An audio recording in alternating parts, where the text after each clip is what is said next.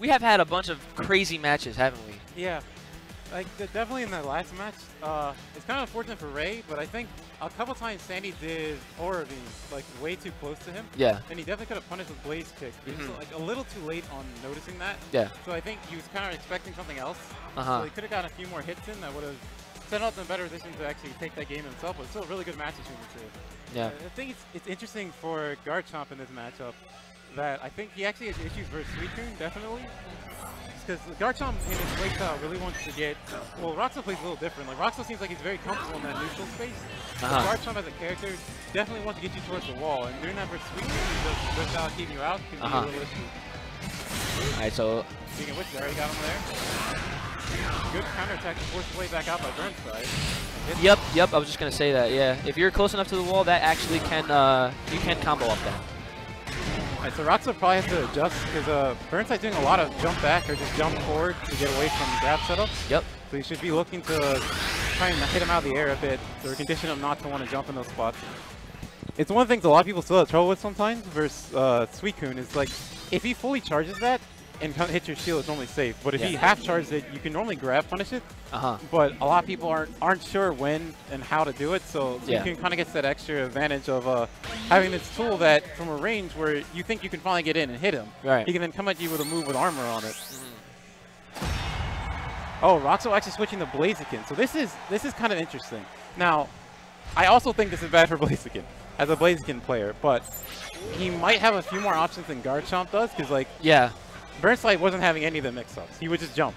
And Roxo's having issues trying to lock him down there. Right. So Blaziken, when a Suicune wants to jump versus you, the best thing you can kind of do is go for 8X. Because the overhead axe kick just hits them out of the air, even if they're like directly above you. Yep. Close to Burnside as possible. Oh, he's looking. Okay, he's charging. He's charging burst flop, which for Blaziken, if you hold X or strong attack and release it, he does an anti-air kick that comes out anti-air, like air invincible frame 5. You've been seeing. Oh, he went for it. You've been seeing Burnside's been going for these jumps. So now he's trying to catch the fact that he's jumping away a lot with that. Charizard is my spirit Pokemon. He is my soulmon, I like to call it. Actually, something interesting about Charizard's counter, though, I actually don't know personally if Garchomp can cover this, is when the counter armor frames end, what actually comes out is counts as projectile. So like a character like Blaziken, for instance, or Libre that have projectile invincible moves can go for those and just beat that out. Okay. So something this happened versus I'm trying to remember who it was, because I remember it was a Garchomp. It was on stream earlier. I don't think it was Ray, but they tried to grab Garchomp. So like when Garchomp bursts, you actually cannot grab him. Oh no, it was Angel Dark Song versus Boss Hog. Yep. You can't grab Garchomp because his burst counts as attack armor. So like it'll always beat out grabs or even other attacks. So your best bet is just to pierce him. That quick, he committed to that. Oh, this is not good. Oh! Is it good? Okay, he resets the face shift points by using burst plays on the wall. Oh, this is not good. This is bad, very bad. That's all right. So Boss Hog gonna take it over Char. Good fight by Char though, definitely. In that last game, doesn't seem like Boss Hog adjusted to the fact that he's trying to beat his counterattacks a lot. So he started to just go for the overhead to beat him out for pressing a button there. But definitely really well played by Char. Yeah, I'll definitely. All right, so how do you feel about this particular matchup with Pikachu Libre and Blaziken? So I think Blaziken has a good chance in field phase because Pikachu Libre doesn't have the best thing to deal with Blaze Kick actually. Especially the fact that Pikachu Libre's counter doesn't like track. So if you Blaze Kick and you end up going at an angle, they'll just whiff. But once it gets to dual phase, it's kind of Blaziken has to be very good at reacting to the fact that Libre is going to use like 8Y or another move to get in. Okay, seems like Whitey knows it's actually plus. The Blaziken charges that, you kind of just have to wait to see what he does. Because a lot of Blaziken use that as a bait to get them to drop shield and then punish them.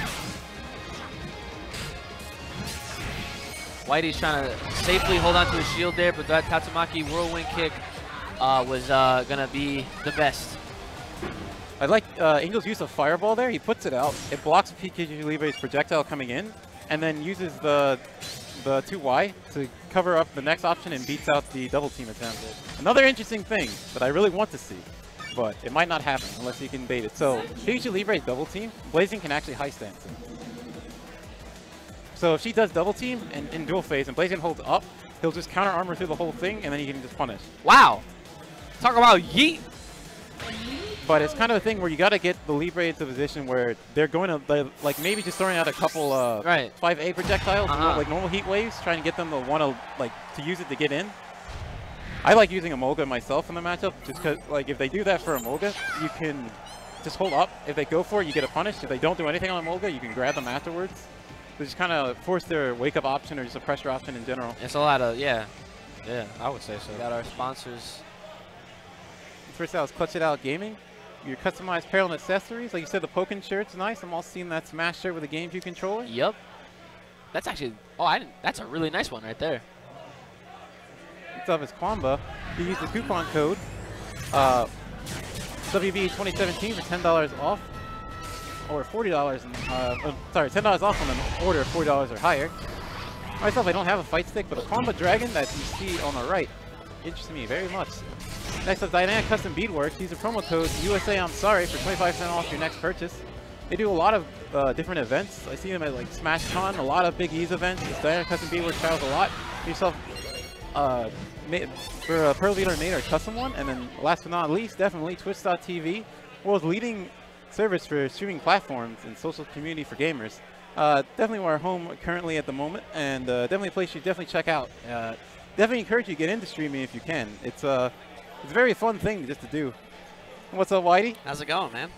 How you doing? Doing well. How you doing? That's last match. I mean, I'm a little disappointed in myself. Roxo helped me out with the matchup.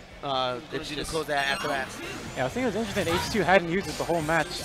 I was trying to think about, like, you know, what spot he's going to try to use Umbreon to create some space. Is that a trade you want? Like, do you want God of War with speed debuff? Because she's staying back the entire time and throwing projectiles. I don't think that really matters much. Well, he was more looking to follow up and get the phase shift, which like I like that with Emolga as well. It kind of, he'll hit me, but I get like a knockdown basically from this if I miss, or if I hit it, I get full advantage. Oh! And now with 5 seconds left, how's he going to do it? He's going back up. He's going back up. Yeah, he's going back up. He's gonna, Wait! Oh my God! No! Oh, H2 coming back with the clutches. Oh, that's gotta hurt. That's gotta hurt. All you had to do was dash back. All you had to do was dash back.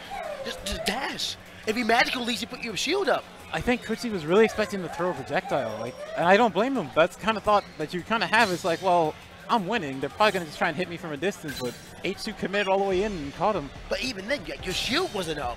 So in this matchup, I mean, what are your opinions on it? I got my opinions, but you know. Yeah, actually, he's going Suicune, actually. I was wondering, because he plays both Suicune and Mewtwo, but Suicune for Shandy is probably a better idea overall. Although, definitely. Mewtwo still has options for everything, but I think Suicune has a more favored. I mean, maybe it's just a personal thing. Maybe he's more comfortable with the matchup as Suicune over Mewtwo. Yeah, Twixie's really playing up. I think this is like one of the matchups where it's interesting as a Shandy player, maybe, because like normally Shandy keeps people out, but Suicune, Shandy is getting in. And it's interesting to see the change in dynamic. Yeah, it's the one matchup where you can't afford to play that long game. Smog is going to do it, knocks it down to 17, and anti-air does it. Twixie wins the first round, 2-0.